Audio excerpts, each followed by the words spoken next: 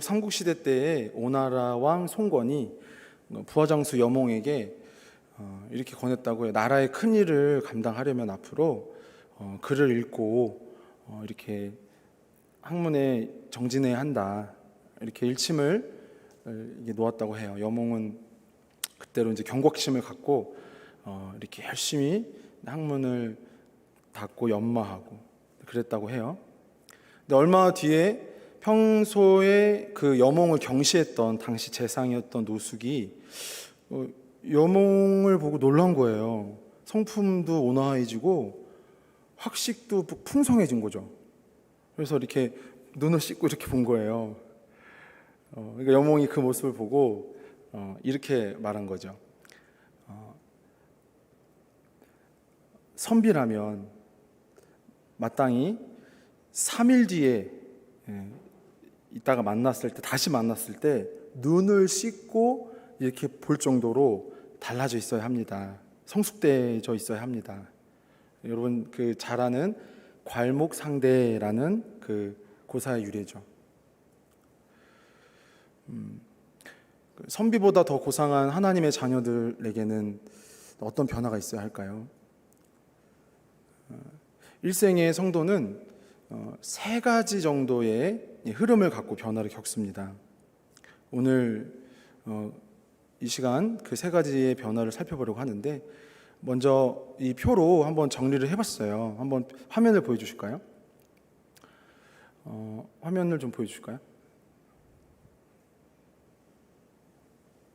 네. 없어요? 표가 없어요? 와. 자, 그러면은 처음에 이제 불신의 단계예요. 불신의 단계. 예수님을 모르는 상태. 그래서 인생의 주인이 나라고 여기는 상태. 그래서 불순종할 수밖에 없는 삶이에요. 순종할 수 없는 삶. 그 다음이 신앙의 상태. 예수 그리스도를 나의 구주, 나의 하나님으로 영접한 상태. 그리스도가 나의 주인이라고 여기는 상태. 그리고 이제 마지막 단계이자 우리가 힘써야 하고 지향해야 할 그 단계가 뭐냐면 제자의 삶이죠. 예수 그리스도를 위해서 살고 그렇게 죽는 삶이 되는 거예요. 여러분은 지금 그 성도의 변화의 여정 가운데서 그 3가지 흐름 가운데서 어디쯤에 위치해 있는 것 같습니까? 불신의 상태입니까? 여전히 내가 내 삶의 주인이라고 여기고 있는 상태입니까? 아니면 예수님이 나의 인생의 나의 삶의 주인이라고 인정하십니까? 그래서 그러지 못했던 나의 옛 삶과 그리스도가 주인 되신 삶 사이에서 이런 영적인 싸움을 싸우고 있습니까? 아니면 그리스도의 명령이라면, 그리스도의 뜻이라면 철저하게 헌신하는 그런 삶으로 나아가고 있습니까? 오늘 한번 잘 말씀 가운데 살펴보시고 이런 모두 제자의 삶이 되시기를 바라요. 할렐루야. 네. 근데 이 모든 여정의 핵심은 뭐냐면 예수 그리스도가 중심에 계시고 예수 그리스도를 계속적으로 알아가는 삶이 돼야 한다는 거죠. 우리가 신앙생활을 하다 보면 여러 가지 교회의 생활을 하게 돼요. 여러 가지 영적인 생활을 활동을 하게 돼요. 또 봉사나 또 전도나 또 여러 형태의 섬김을 하게 돼요. 그런데 항상 그 중심에 무엇이 있어야 하냐면 예수 그리스도를 깊이 아는 은혜. 내가 전인격적으로 그리스도를 온전히 알아가는 그 삶을 항상 지키는 것. 그것이어야 하는 거죠. 그러니까 내가 어떤 섬김을 감당하든 예수님을 알아가는 것이어야 한다는 거예요. 내가 어떤 모습으로 믿음 생활을 영위하든 어떤 자리에서 생활전선에 우리 사회 어느 여건에 놓여 있든지 간에 거기에서도 예수님을 알아가는 중심으로, 과연 예수 그리스도라면 내가 주인으로 섬기는 주님이 내 안에서 이것을 어떻게 보고 계실까 하는 이해를 갖고 계셔야 돼요. 여러분, 예수님은 누구이십니까? 하나님의 아들이십니다. 나의 죄를 속량하시기 위해 십자가에서 죽으시고 사흘 만에 다시 부활하신 생명의 구주이십니다. 이후 40여일 동안 주님을 따르는 제자들에게 보이시고 이제 승천하셔서 보좌 우편에 앉아 계시죠. 그리고 그 보좌 우편에서 성도들을 위해 기도하시고 교회를 통해 그 나라를 확장해 가시고 생명을 살리시는 일을 하고 계시죠. 여러분, 이 예수 그리스도를 아는 일에 힘쓰는 자들이 되기를 바랍니다. 이 예수 그리스도를 위하는 삶으로 전적으로 나아가는 자들이 되기를 바랍니다. 마가복음 16장 19절 20절인데요. 한번 말씀 볼까요? 이건 있죠. 네. 자, 읽어보죠. 시작.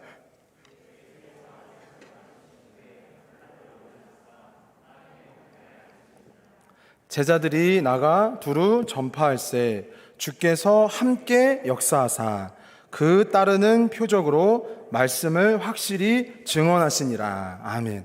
이게 마가복음 16장 마지막 장에 있는 마지막 절 말씀인데 20절 말씀인데 제자들이 나가 두루 전파할세 주께서 함께 역사하십니다. 우리가 믿음 생활할 때 주님이 함께 하십니다.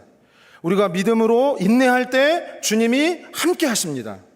우리가 믿음으로 이 여정을 걸어갈 때 때로는 나의 옛 삶과 불신앙적인 어떠한 습성과 관성들이 나를 잡아 끌지만 주님은 여전히 우리 위에 보좌 우편에서 기도하시고 다스리시고 말씀 가운데 위로하시며 성령으로 우리를 선하고 올바른 길로 인도하시는 분이시죠. 여러분, 이 목자이신 그리스도, 유일한 우리의 중보자이신 예수님을 온전히 아는 자들로 전인격으로 따르는 복된 심령들이 되시기를 바랍니다. 그래서 우리 선배들이 즐겨 부린 찬송 중에 있잖아요.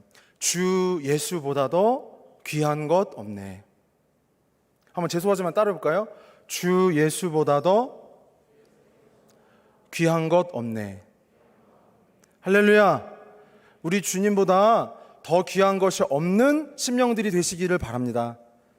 그렇게 변화되어 가는 이 신앙의 여정에 여러분 더 힘내시기를 바랍니다. 하나님이 여러분과 함께 하십니다. 예수님을 나의 주인으로 인정하며 섬기는 실제적인 변화, 그러한 열매로 나아갈 때 하나님은 기뻐하시죠. 그리고 거기에서 진정한 성숙과 변화가 일어납니다. 왜냐하면 그리스도가 유일하신 우리의 생명이시기 때문이죠. 영원한 생명.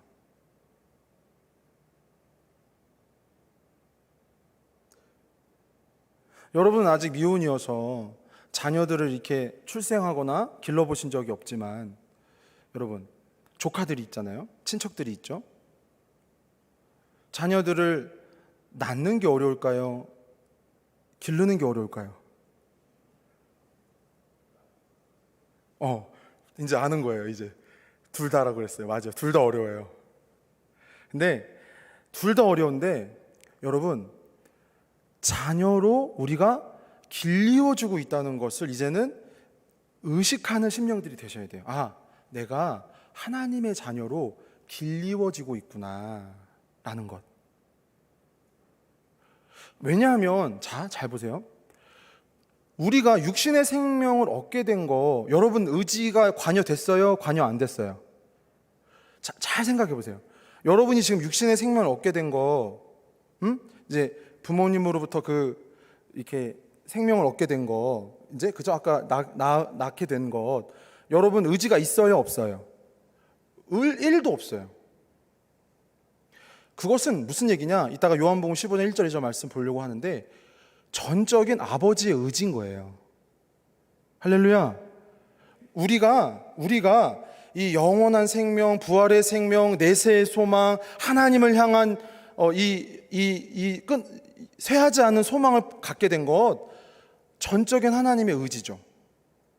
자, 그것을 우리가 지금 자녀로서 길려짐으로 성도의 생활을 통하여 교회와 영적인 삶을 통하여 길리워져 가고 깨달아져 가고 있는 거죠. 그래서 우리가 확인하는 거예요. 아, 예수님이 우리를 위해 하나님께서 그를 통하여 하신 일이 이런 것이구나 해서 이 믿음의 생명과 이 믿음의 소망과 이 부활의 영광에 대해서 신령한 삶에 대하여 거룩한 열매와 이런 복된 것에 대하여 습득해 가고 있는 거죠. 그러니까 여러분 자녀로서 잘 길러져 가는 심령들이 되시기를 바랍니다. 할렐루야. 누구의 자녀로서요? 누구의 자녀로서요? 하나님의 자녀로서 복되게 참되게 진실하게 길러져 가고 있다는 것을 알게 되는 그러한 참된 신령한 지각이 있는 자들로 성숙해 가기를 바랍니다. 할렐루야.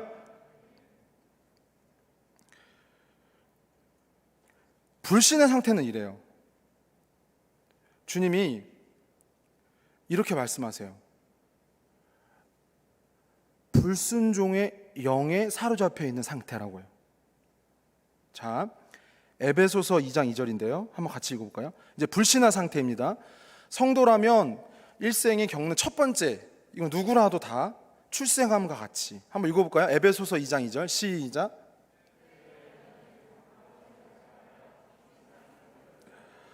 공중에 권세 잡은 자를 따랐으니 곧 지금 불순종의 아들들 가운데서 역사하는 영이라. 이 불신의 상태는 자신의 생각에 옳은 대로 자신의 삶의 생명의 영혼의 주인이 하나님인 것을 모르는 상태에 있는 것을 말해요.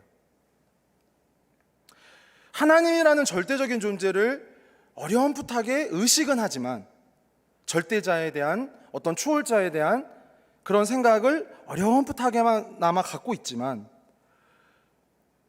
그분을 경외하거나 그분을 알려고 힘쓴다거나 그분의 뜻을 따라 살려고 하지 않죠. 그렇게 살 수 없는 상태. 그들은 자신이 인생의 주인이라고 여기기 때문에 그것이 사실은 가능한 일이 아닌데 실체는 뭐예요? 방금 에베소서 2장 2절 말씀대로 마귀의 종일 뿐이라는 거죠. 내가 내 삶의 주인이고 여전히 내 영혼에 대해서 내 삶에 대해서 주도권을 가질 수 있다고 생각하는 착각을 갖고 있는데 아까 에베소서 2장 2절 말씀에 비추어 보면 마귀의 종일 뿐이죠. 자유롭지도 않고 주관을 갖고 있지도 않고 자신의 의지대로 살 수 없어요. 이 세상 풍조를 따르고 다시 읽어드릴게요. 에베소서 2장 2절 이 세상 풍조를 따르고 공중권세 잡은 마귀를 따랐으니 그것이 다죠. 주님도 이렇게 굉장히 직설적으로 말씀하셨어요. 요한복음 8장 43절 44절인데요. 한번 같이 읽어볼까요? 왜 들을 수 없는지 그들이. 자, 시작.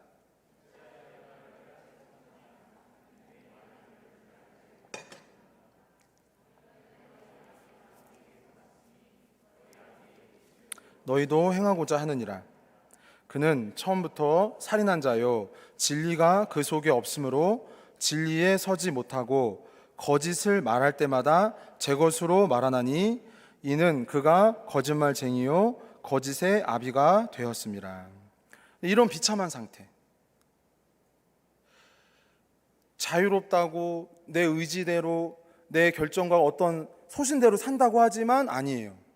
영적으로 보면 하나님의 관점으로 보면 그들은 불순종의 자녀들, 세상의 풍조를 따라 공중권세 잡은 자를 따라 사는 사람들이죠. 순종할 수 없어요. 들을 수 없고 하나님의 선한 것에 대해 관심을 갖지 못해요.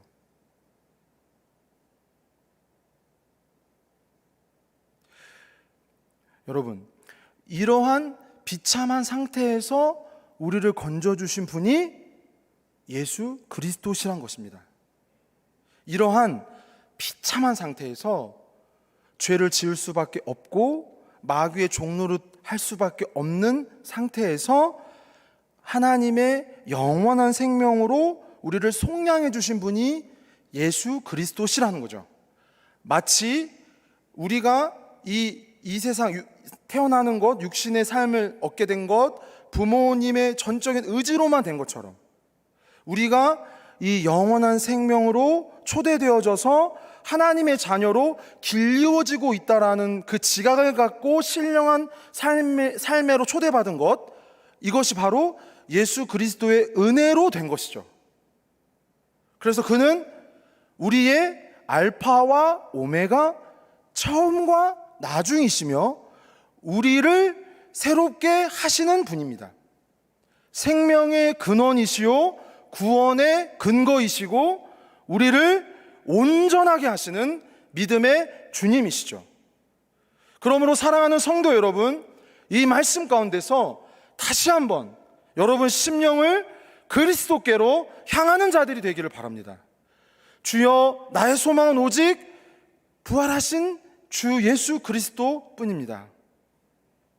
주 예수보다 더 귀한 것이 없는 사람으로 만들어 주옵소서. 한번 죄송하지만 따라 볼까요? 주 예수보다 더 귀한 것 없는 그런 사람으로 만들어 주옵소서. 그렇게 우리를 자녀로서 길리어 가고 계시다는 거죠. 요한복음 15장 1절 2절 말씀인데요, 한번 같이 읽어보실까요? 시작. 무릇 내게 붙어 있어 열매를 맺지 아니하는 가지는 아버지께서 그것을 제거해 버리시고 무릇 열매를 맺는 가지는 더 열매를 맺게 하려 하여 그것을 깨끗하게 하시느니라. 아멘. 여기선 어떤 주님이 비유를 하시냐면 이 접붙여진 존재로 얘기하시는 거죠. 우리가 아까 요한복음 8장 44절에서 에베소서 2장 2절에서 본 것처럼 우리가 마귀의 종, 죄악 중에 출생했어요. 그러한 가지였는데 거기에 사망과 멸망과 심판으로 향할 수밖에 없는 그 나무에서 거기에 가지를 이렇게 쳐내셔서 농부이신 아버지가, 할렐루야, 농부이신 아버지가 그리스도 영생과 소망이 되시는 그 나무에 접붙여 주신 거죠. 그러니까 우리로서는 사실 멸망에서, 심판에서, 사망에서 구원과 소망과 영생에 관한 일에 하나도 관여한 건 없어요. 전적인 은혜로 우리가 나오게 된 것이죠. 할렐루야. 그러므로 여러분이 그러한 영적인 지각과 이해력이 계속 북돋아지도록, 이러한 놀라운 사랑과 은혜로 내가 이렇게 하나님 앞에 나와 있고 이렇게 예배하는 가운데 말씀을 듣는 자리에 있는구나, 내 능력과 내 힘과 내 지혜가 아니라 그렇게 하나님이 역사하신 것이구나. 할렐루야. 이러한 작용과 영적인 이 배경들을 잘 이해하고 계셔야 돼요. 그럼 더없이 그 은혜에 대해 더 겸손해지고 진실해지고 간절해지고 목말라 하는 거죠. 그렇구나. 주여, 내가 주님 원하신 열매를 맺게 하옵소서. 주여, 내가 주님께로 더 향하는 심령이 되게 하옵소서. 그런 소원들이 이렇게 일어나게 되는 거죠. 여러분, 그러한 변화와 소원들이 계속 일어나기를 바랍니다. 내세의 소망이 되시고 부활의 영광이 되신 주님께서 여러분 마음 가운데 계십니다. 그래서 여러분을 계속 주장하고 계세요. 그 말씀과 그 권면과 가르침 안에 여러분 더 귀 기울이시고 더 듣고자 하는 자들이 되시기를 바랍니다. 그때는 불순종할 수밖에 없다고요. 내가 이 믿음이 없었을 때, 예수님을 몰랐을 때, 불신앙일 때는요, 순종할 수 없어요.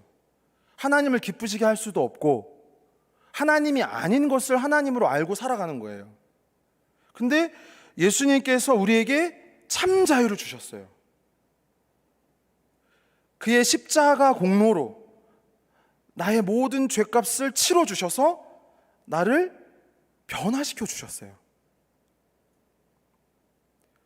그래서 하나님이 누구시고 예수님 안에서 하나님의 뜻을 따라 산다는 것이 무엇인지, 내 삶의 목적과 우선순위와 어떻게 하면 더 내가 의미 있게 지음받은 존재로서, 특별히 새 생명을 얻은 자로서 나아갈 수 있을지에 대한 그러한 지각과 이해들을 계속 주시는 거죠. 요한복음 8장 31절 32절인데요. 한번 같이 읽어보실까요? 요한복음 8장 31절 32절.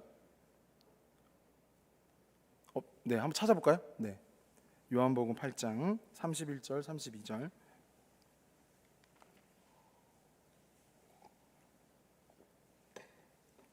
자, 한번 같이 읽어보죠. 요한복음 8장 31절 32절 시작. 그러므로 예수께서 자기를 믿는 유대인들에게 이르시되 너희가 내 말에 거하면 참으로 내 제자가 되고 진리를 알지니 진리가 너희를 자유롭게 하리라. 아멘. 여기서 말씀하신 자유란 것이 바로 뭐냐면 우리의 신분이 마귀의 종에서 하나님의 자녀로 변화되었다라고 말씀하시는 거죠. 그래서 그 전에는 불순종할 수밖에 없는 삶이었는데 하나님과 상관없는 삶, 불순종하는 그런 열매를 맺을 수밖에 없는 상태였는데 주님이 우리에게 구원하시는 은혜를 베풀어 주셔서 전적인 그 아버지의 그 뜻 가운데서 나를 위해 우리를 위해 희생하셔서 새 생명으로 우리를 낳아 주셨죠. 그래서 이제는 우리가 순종하는 자녀가 된 거예요.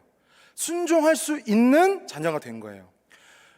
요한복음 1장 12절 13절입니다. 영접하는 자 곧 그 이름을 믿는 자들에게는 하나님의 자녀가 되는 권세를 주셨으니 이는 혈통으로나 육정으로나 사람의 뜻으로 나지 아니하고 하나님께로서 하늘로부터 나온 자들이니라. 할렐루야. 굉장한 변화죠. 지금 이 시간 말씀을 들을 때에 성령께서 여러분 마음에 감동하셔서 내가 이 말씀대로 들려지는 뜻대로 살아가야 되겠구나. 그렇게 역사하시는 거죠. 사람에 따라 믿음의 분량에 따라 그것이 어느 사람에게는 아주 약하게 들릴 수 있고 어떤 사람에게는 아주 강하게 들릴 수 있어요. 그러나 들리게 하신다는 거죠. 그게 중요한 거예요. 들리게 하신다는 거죠. 하나님의 말씀을 우리에게 들려주셔서 내가 인생의 주인이 아니라 하나님이 나의 주인이라는 것을 점점점 더 받아들이게 하신다는 거죠. 이러한 이 신앙의 삶, 이제 두 번째 그 단계를 얘기하고 있는데 이 신앙의 삶의 특징이 뭐냐면 내전을 겪고 있다는 거예요. 내전. 분명히 예수님이 나의 주인이신데, 분명히 하나님이 나의 하나님이신데 여전히 내 속에 불순종했던, 하나님을 믿지 않았던, 불법을 행했던 그 관성들이, 그 습성들이 계속 나를 사로잡으려고 하는 거죠. 영적인 싸움인 거죠.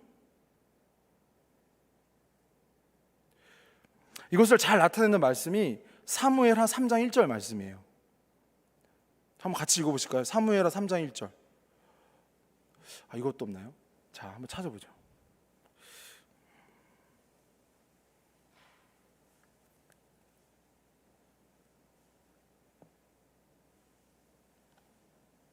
사무엘하 3장 1절. 있네요. 할렐루야. 자, 감사해요. 이게 참 되게 깊이 감사한다. 자, 한번 같이 읽어보죠. 시작.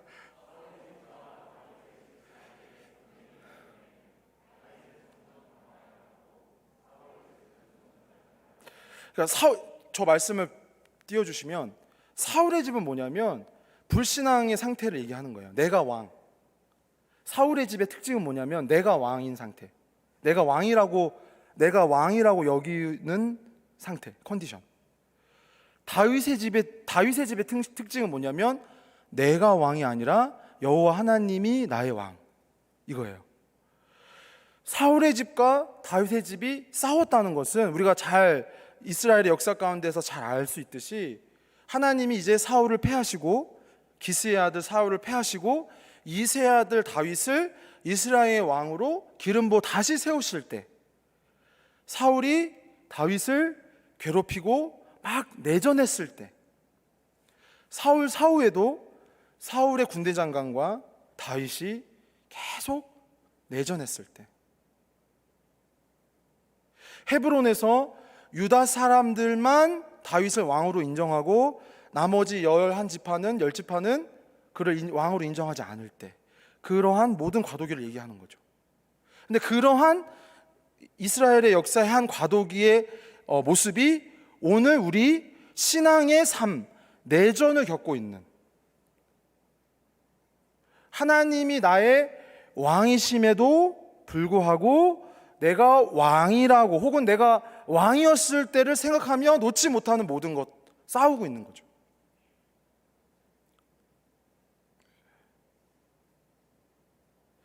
자기 중심적인 삶을 벗어버리고 하나님의 다스림을 받는 삶으로 나아가는 것이죠. 여러분, 그것을 소원하십니까? 여러분, 그것을 원하십니까? 자기 중심적인 삶을 점점점 벗어버리고 하나님께 다스림을 받는 삶으로 나아가는 것이죠. 여러분, 반드시 이기게 하실 줄 믿습니다. 이제 제자의 삶이에요. 여러분 모두가 이에 이르기를 바라고, 이 말씀을 듣는 모든 성도들이, 또 저도 그렇게 변화되기를 원해요. 제자는 성도가 이 땅에서 겪는 변화의 마무리 단계예요.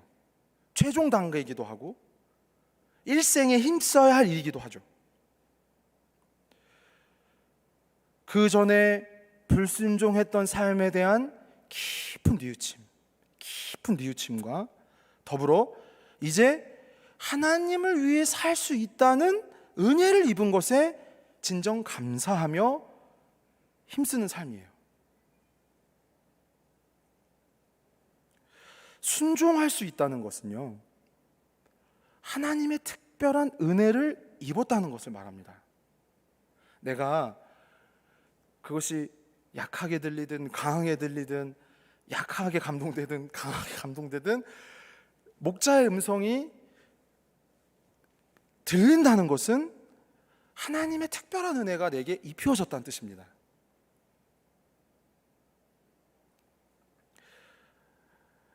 그 제자의 삶을 산 사람으로, 대표적인 인물로 노아라는 자가 있어요.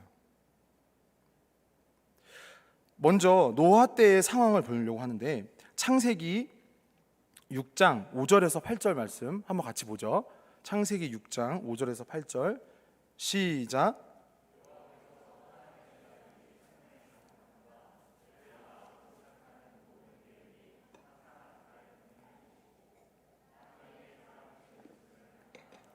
마음에 근심하시고 이르시되 내가 창조한 사람을 내가 지면에서 쓸어버리되 사람으로부터 가축과 기는 것과 공중의 새까지 그리하리니 이는 내가 그것들을 지었음을 한탄함이니라 하시니라. 그러나 노아는 여호와께 은혜를 입었더라. 아멘. 노아와 세상이 다른 점은 한 가지뿐이죠. 노아와 세상이 다른 것은 한 가지, 바로 뭐예요? 은혜를 입었다는 거예요. 하나님의 은혜를 입었다는 거죠. 하나님의 그 경고를 들었다는 거죠. 그것뿐이에요. 그리고 그 중심에는 세상에는 더 이상 소망이 없다는 것이 확고하게 자리합니다. 잘 들으세요. 세상에는 더 이상 소망이 없다는 것이 확고히 자리하고 있습니다. 그 제자의 중심에. 또 사람 가운데는 구원하는 지식이 없다는 것을 분명히 알고 있습니다. 자, 두 가지 말씀드렸어요. 세상에는 더 이상 소망이 없다는 것을 확신하고 있어요. 그리고 사람 가운데는 구원하는 지식이 없다는 것을 분명히 합니다. 노아는 그랬기 때문에 120년 동안 길이 135m, 넓이 23m, 높이 13.5m의 방주를 건조합니다. 무려 120년 동안. 그것이 바로 신앙의 삶이요 제자의 삶인 것이에요. 얼마나 세상이 노아를 얼마나 손가락질했겠습니까? 산 위에서 그 방주를 만드는 노아를 얼마나 조롱하고 비난했겠어요. 오직 은혜를 입었기 때문에 가능한 것이에요. 제가 아까 설교 중간에 이렇게 말씀드렸어요. 하나님의 자녀로 길이어지고 있다는 것을 자각하는 존재예요. 그렇기 때문에 세상에는 더 소망이 없고 사람 가운데는 구원한 지식이 없다는 것이 확고히 서 있어요. 그러면 한 가지만 남는 거죠. 하나님이 우리에게 말씀하신 것, 그것만 남는 거예요. 여러분 믿으시기 바랍니다. 노아가 그렇게 살았다는 거예요. 어떻게 견딜 수 있어요? 어떻게 버틸 수 있죠? 어떻게 참을 수 있어요? 그것이 확고하지 않으면 나아갈 수 없는 삶이에요. 물러설 수도 없고요. 제자의 삶은 그런 거예요. 오직 주의 은혜에 매여 삽니다. 그것뿐이에요. 어떤 것도 나의 소망이 될 수 없고 위로를 줄 수 없고 기대할 수가 없죠. 성경에는 안 나와 있지만 행간에 이렇게 묵상해 보면 노아 외에 7명이 이렇게 있거든요. 가족들이에요. 가족들은 이해했을까, 노아를?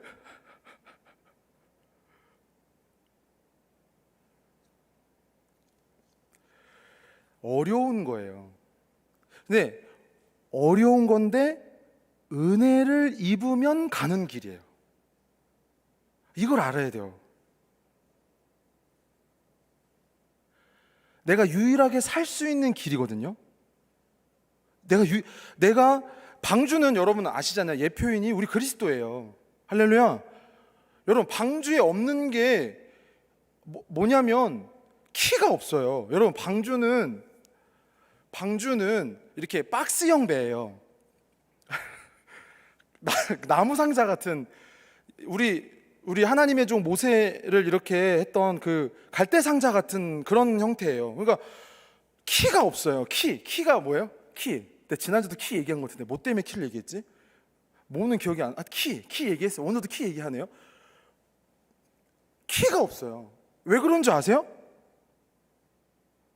이 배를, 우리 영혼을 오직 우리 하나님만이 인도하시기 때문이죠. 누구도 손댈 수 없어요. 누구도 좌우할 수 없어요. 누구도 흔들 수 없고 누구도 깨뜨릴 수 없으며 누구도 회방할 수 없죠. 왜요? 하나님이 노아에게 말씀하셨거든요. 할렐루야. 그 은혜에 사로잡힌 심령들이 되시기를 바라요. 그러므로 버티는 거예요. 그러므로 견디는 거고, 그러므로 이 길로 나아가는 거죠. 오로지 하여. 베드로서 3장 6절 7절 말씀인데요. 한번 같이 읽어볼까요? 시작.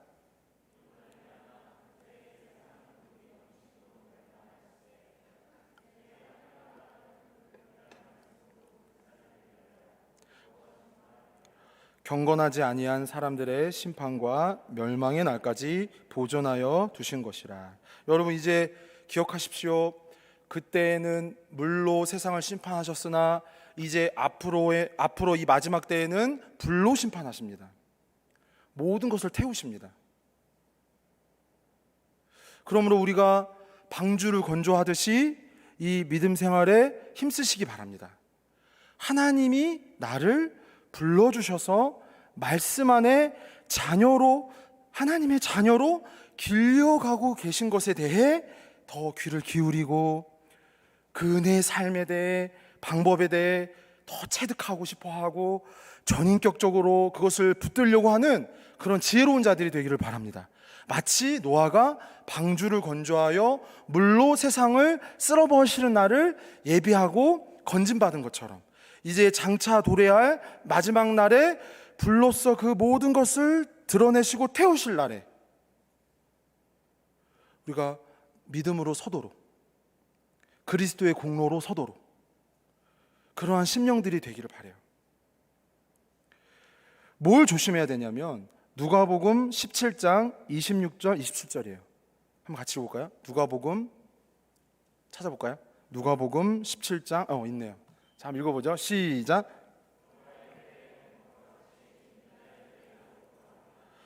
노아가 방주에 들어가던 날까지 사람들이 먹고 마시고 장가들고 시집가더니 홍수가 나서 그들을 다 멸망시키셨으며.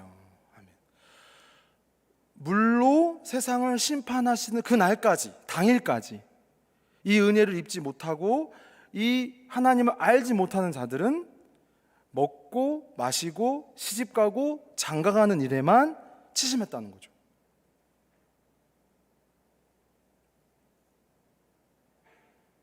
그러나 우리는 그 모든 일을 하나님께 의탁하고 그가 방주를 준비했던 것처럼 우리가 믿음 생활을 해야 할 줄 믿습니다.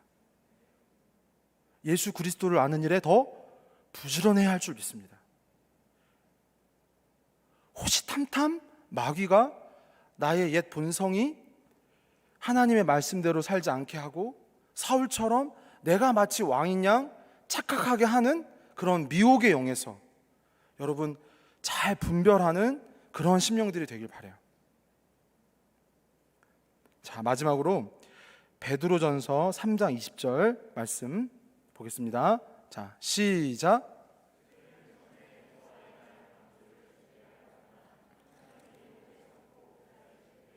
복종하지 아니하던 자들이라.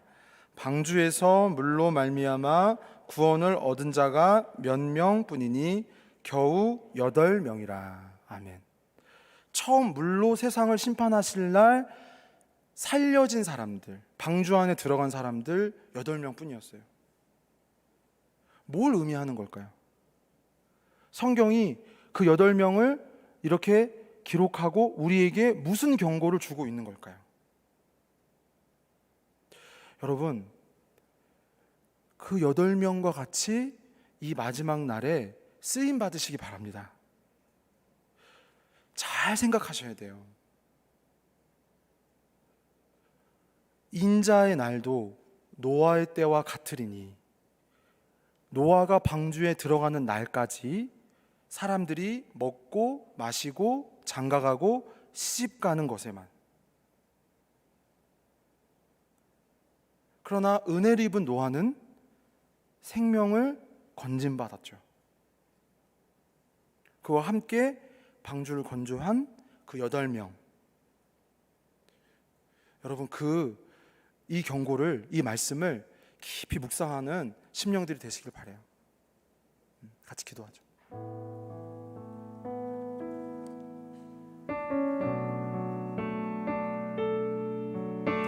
더없이 우리가 그래서 은혜가 필요한 거예요.